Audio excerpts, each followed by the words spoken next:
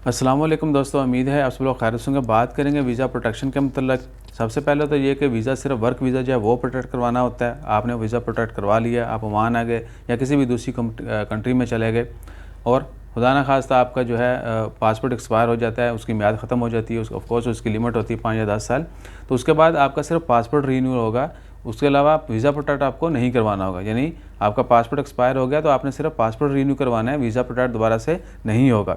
और ये भी कि अगर आप ओमान में हैं, लेट्स सपोज ओमान को एग्जांपल बनाते हैं, अगर आप ओमान में हैं, आपने कंपनी चेंज कर ली, किसी दूसरी कंपनी का कोई नया वीज़ा ले लिया, तो भी आपको वो वीज़ा प्रोटेक्ट नहीं करवाना। सिर्फ अगर आप ओमान से बाहर हैं और किसी दूसरी कंपनी का कोई भी नया वीज़ा आप ले रहे हैं तो आपको जो है वो वीज़ा प्रोटेक्ट करवाना होगा।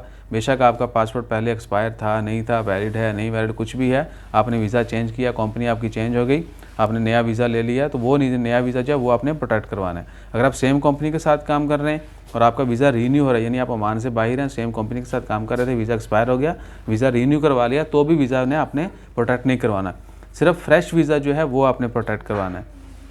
या अगर आप ओमान से बाहर चले गए, दूसरी कंपनी ने वीज़ा दिया, वो वीज़ा आपने प्रोटेक्ट करवाना है। So this is the criteria और इसमें कोई भी बड़ी बात नहीं है।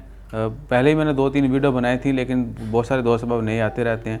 तो आज जो है ना कमेंट्स का रिप्लाई, बहुत कमेंट का रिप्लाई किया भाई पिछले 2 दिन में, बहुत ज़्यादा कमेंट का रिप्लाई किया। कोई 2-3 हज़ार से कम थे, 300-400 कमेंट। सो अपना ख्याल रखें, दुआ में याद रखें। और जो इससे पहली वीडियो मैंने बनाई थी कि जिन बंदों को हमारी तरफ से कोई भी मसला मसाइल है वो हमें परमानेंटली जान छुड़वा सकते हैं, हमारी वीडियो उनके सामने आएगी नहीं, वो तरीका मैंने बता दिया। जज़ाकल्लाह, अल्लाह हाफ़िज़।